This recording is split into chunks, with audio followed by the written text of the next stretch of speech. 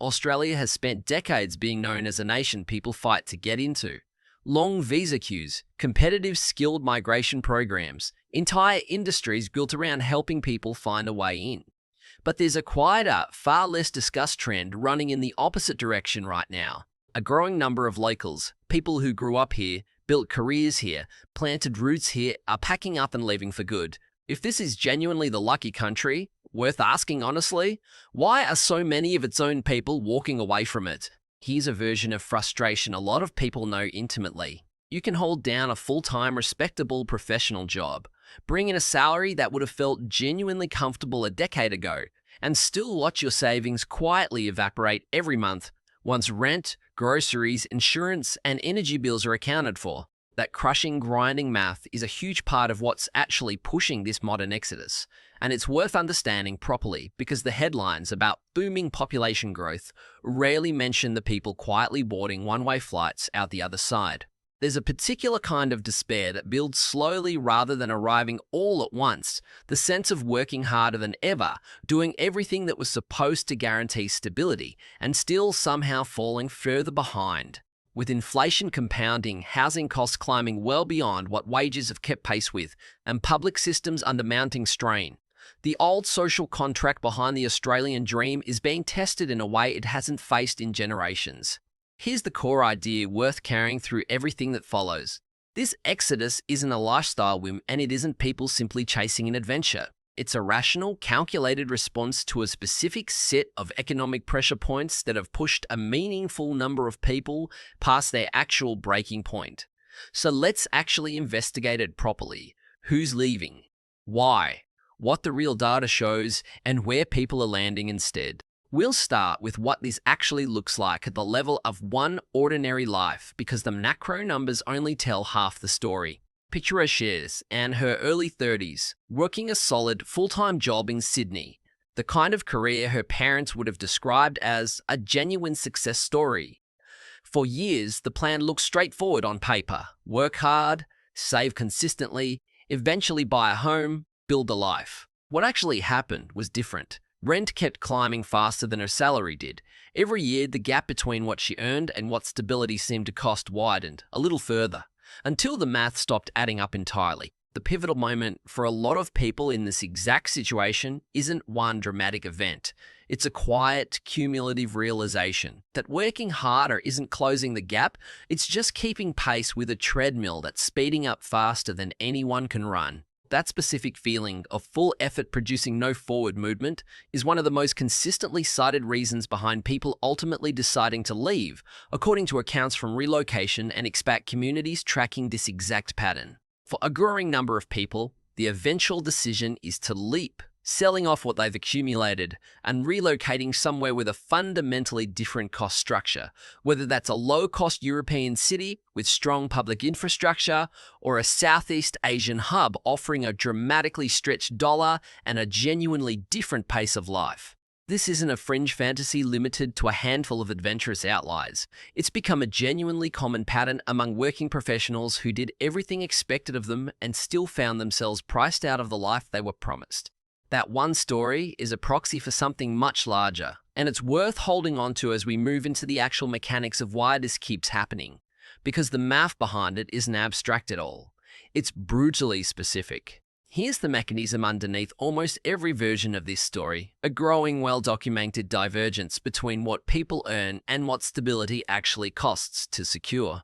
Wage growth in Australia, tracked through measures like the Wage Price Index published by the Australian Bureau of Statistics, has generally moved at a comparatively modest, steady pace over the past decade. Property prices in the major capitals, by contrast, have climbed at a dramatically faster rate over the same stretch, particularly in Sydney and Melbourne, widening the price-to-income ratio to levels that make traditional home ownership genuinely unreachable for a huge portion of the working population, even those earning well above a typical salary.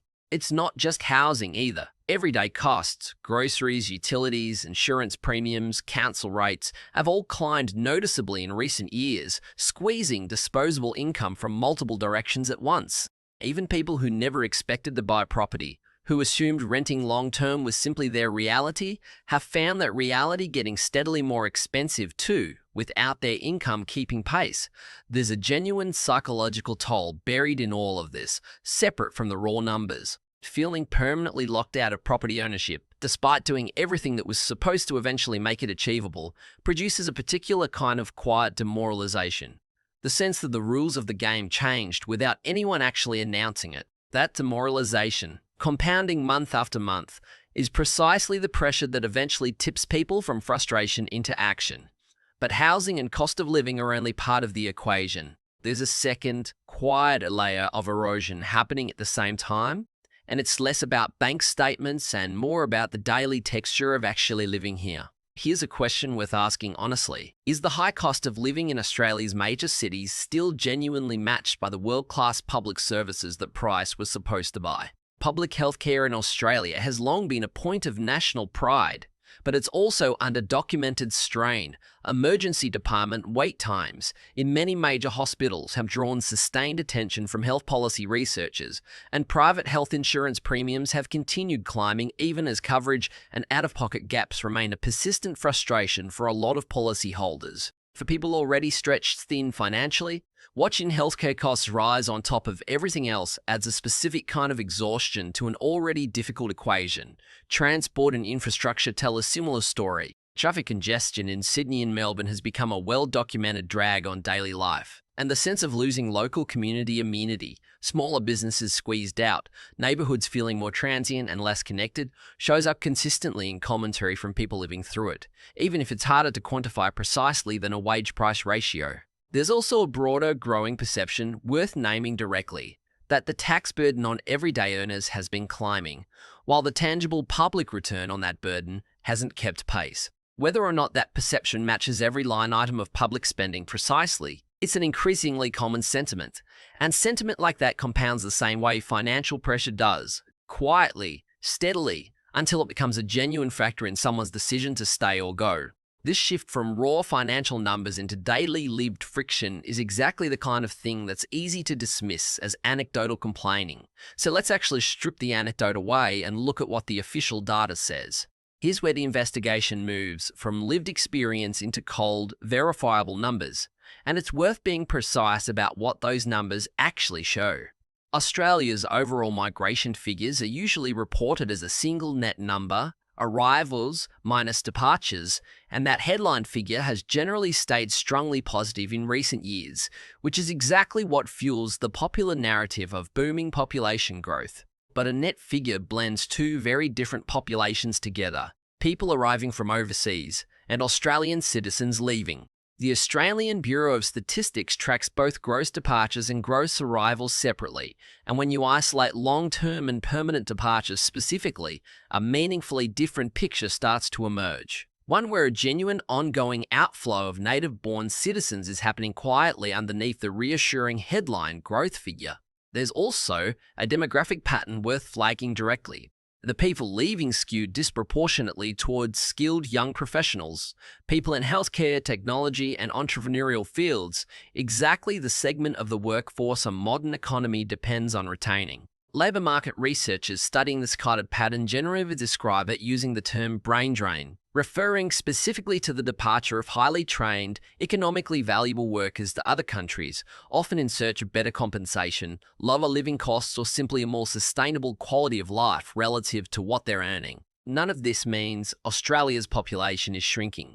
Arrivals continue to outweigh departures on a net basis. But treating that net figure as the entire story misses a genuinely important undercurrent, a measurable, ongoing exit of the country's own citizens happening quietly beneath a headline that keeps getting reported as unambiguous good news. For anyone not ready to leave the country entirely, though, there's another option. A huge number of people have been choosing instead. Not everyone hitting this breaking point is boarding an international flight. A significant number are simply leaving the southeastern seaboard for somewhere else within Australia entirely. Interstate migration data tracked by organisations including the Regional Australia Institute has shown a sustained shift of people away from Sydney and Melbourne specifically toward Western Australia and Queensland, along with a broader movement from major capitals into regional centres more generally. The pull here is fairly straightforward. Comparatively lower housing costs, often stronger job markets in specific sectors like resources or healthcare, and in many cases, a genuinely different pace of life that feels less financially suffocating than what they left behind. This internal shift comes with its own set of growing pains, though. Regional centres absorbing a sudden influx of new residents have, in a number of documented cases, seen local housing markets tighten and prices climb faster than infrastructure and services could reasonably keep up with, creating a smaller scale version of exactly the pressure people were trying to escape in the first place. It's not a perfect safe haven, but for people who want meaningfully more breathing room without crossing an international border, it's proven to be a genuinely viable middle path for a lot of families. Which brings the investigation to its final, most important question. Not just where people are going, but what this entire pattern actually signals about how people are starting to think about security, wealth, and geography altogether.